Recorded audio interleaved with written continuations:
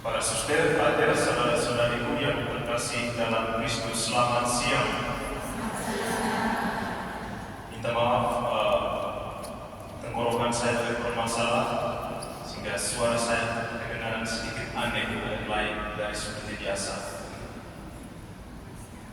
Refleksi kita pada kesempatan ini saya bagi dalam dua bagian. Singkat saja, tidak panjang. Yang pertama, kasih sebagai tindakan yang memberikan pertumbuhan. Yang kedua, kasih kepada diri sendiri sebagai dasar untuk mengasihi orang lain. Yang pertama, kasih sebagai tindakan yang memberikan pertumbuhan. Menarik sekali dalam teks Injil yang baru kita dengar tadi, dari bagian awal sampai bagian pertengahan menuju hampir ke bagian akhir, Yesus bicara banyak tentang kasih. Lalu di bagian akhir Dia katakan, siapa saja yang memberi air sejuk secangkir saja kepada salah seorang yang kecil ini, karena dia muridku, sesungguhnya aku berkata kepadamu, ia tidak akan kehilangan upahnya. Yesus pakai secangkir air sebagai simbol tindakan kasih. Yesus tidak pakai sepiring nasi misalnya sebagai simbol tindakan kasih, tapi dia pakai secangkir air. Mengapa? Karena air itu secara materi, dia air yang murni, maksudnya dia diberikan kepada apa saja pasti akan memberikan pertumbuhan. Diberikan kepada tumbuhan, tumbuhan itu akan bertumbuh menjadi subur. Diberikan kepada hewan untuk diminum, hewan itu juga akan bertumbuh. Demikian juga diberikan kepada kita manusia, tubuh kita butuh air. Jika diberikan kepada kita, pasti akan memberikan pertumbuhan. Air diberikan kepada apa saja, kepada siapa saja, pasti akan memberikan pertumbuhan. Dan Yesus gunakan air, secangkir air sebagai simbol tindakan kasih. Kasih sebagai tindakan yang memberikan pertumbuhan. Dalam bacaan pertama kita lihat kasih sebagai tindakan yang memberikan pertumbuhan. Hasil dari tindakan kasih yang diberikan oleh seorang perempuan di Sunem, yang ditunjukkan kepada Nabi Elisa dengan penuh kesetiaan, pada akhirnya mendatangkan sesuatu yang memberikan pertumbuhan. Dia mengandung seorang anak sebagai manusia yang secara biologis, kemudian bertumbuh. Tindakan kasih yang memberikan pertumbuhan. Demikian juga dalam bacaan yang kedua tentang hidup baru dalam kebangkitan. Itu adalah hasil dari tindakan kasih Tuhan. Kalau Tuhan tidak mengasihi kita, kita tidak akan bertumbuh dalam hidup yang baru karena kebangkitan Tuhan. Kasih sebagai tindakan yang memberikan pertumbuhan. Karena itu, hal yang paling pertama yang mau Tuhan sampaikan kepada kita pada kesempatan ini, semacam sebagai cermin untuk mengukur tindakan kasih kita dalam kehidupan kita. Baik itu kasih kepada diri kita sendiri, kasih kepada Tuhan, maupun kasih kepada sesama, kita bisa ukur. Kalau tindakan kita itu tidak sama sekali tidak memberikan pertumbuhan, maka itu bukan tindakan kasih.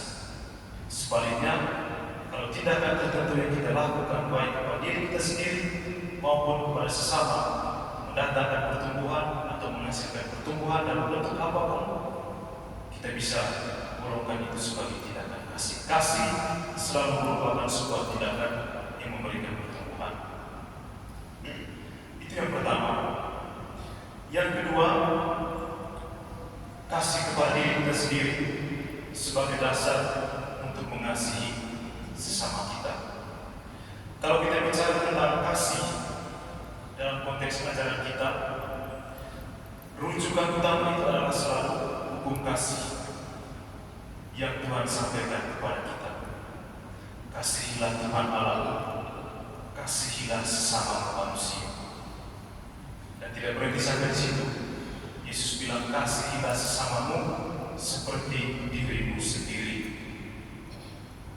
Semalam kami di Katolik Center, kami pakai teks dari Perjanjian Lama kitab Maleakhi untuk memahami apa yang Tuhan maksudkan ketika Tuhan katakan, kasihilah sesamamu seperti dirimu sendiri.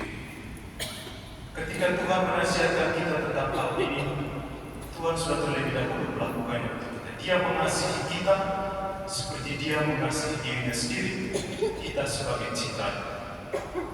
Dan teks yang kami pakai semalam itu sebagai teks pada kami ambil dari kitab Maleakhi bab 3 ayat 2-3. Teks lengkapnya itu bicara tentang nubuat tentang kedatangan Tuhan sebagai Mesias.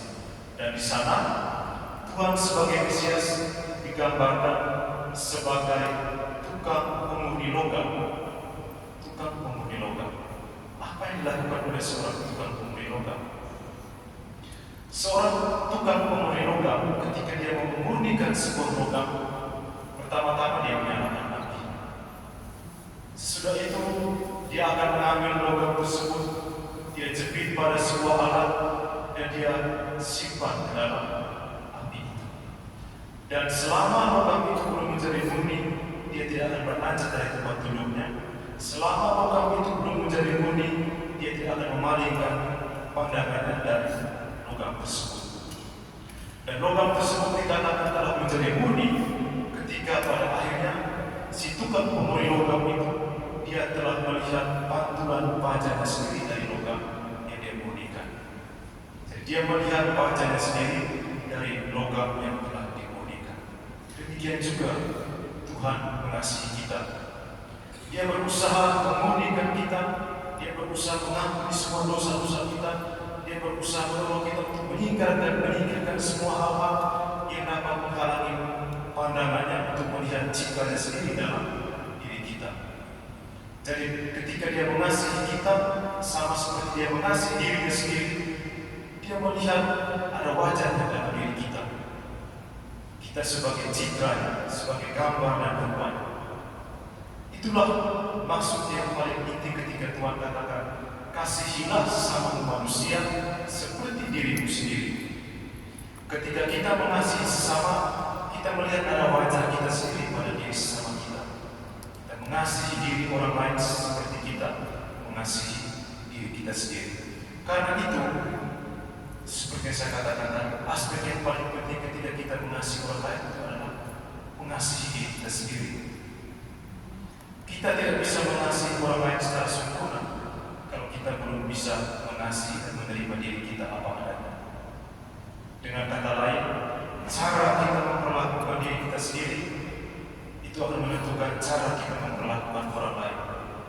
Cara kita mengasihi diri kita sendiri akan menentukan bagaimana cara kita mengasihi orang lain. Salah satu pergumulan yang paling hebat dalam hidup kita itu adalah bergumul dengan diri kita sendiri. Bagaimana kita mengasihi diri kita sendiri, bagaimana kita menerima diri kita sendiri dengan segala kelebihan dan kekurangan, dengan segala pengalaman suka dan duka, dengan segala pengalaman gembira dan sedih. Itulah sebabnya ada banyak orang-orang bijak selalu mengatakan bahwa penting untuk mengapresiasi diri kita sendiri. Sekecil apapun keberhasilan dalam diri kita, penting untuk kita ambil waktu sejenak untuk beri apresiasi kepada diri kita sendiri. Bahwa kita mampu melakukan sesuatu sebagai ciptaan Tuhan, kita bisa melakukan sesuatu. Soal kualitas besar dan kecilnya itu tidak soal. Yang paling penting adalah belajar untuk mengapresiasi diri kita sendiri. Kita mengawali hari kita dengan bersyukur kepada Tuhan. Kita mengakhiri hari kita juga bersyukur kepada Tuhan, tapi juga mengapresiasi diri kita. Karena itu kemudian akan menentukan bagaimana kita bisa mengasihi orang lain. Bagaimana kita bisa mengasihi dan menerima orang lain kalau kita belum bisa mengasihi, mengapresiasi, dan menerima diri kita sendiri. Karena itu, ketika kita mendengar nasihat untuk mengasihi orang lain, jangan lupa pertama-tama kita kasih dulu diri kita sendiri, apresiasi diri kita sendiri. Kita peluk diri kita dengan segala kelebihan dan kekurangan. Terima semuanya itu sebagai bagian dari diri kita. Dengan itu, kita bisa menerima kekurangan orang lain, kita bisa bisa mengasihi orang lain dengan segala kelebihan, perbedaan dan kekurangan yang dimiliki juga oleh orang lain.